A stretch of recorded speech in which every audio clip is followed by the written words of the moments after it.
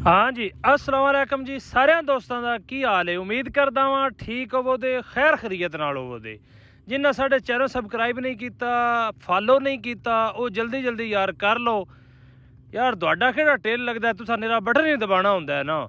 ਤੇ ਆ ਪੱਠੇ ਨੇ ਸਾਡੀ ਜਵਾਰ ਹੈ, ਅਸੀਂ ਇਹਨ ਪਿਆਂਦੇ ਪਏ ਹਾਂ ਤੇ ਪਿਆ ਕੇ ਸਾਡਾ ਦਿਲ ਕੋਈ ਥੋੜੀ ਜਿਹੀ ਵੱਡੀ ਹੋ ਜਾਏਦੀ ਤੇ ਆਪਣੇ ਮਾਲ ਨੂੰ ਪਾਵਾਂਗੇ।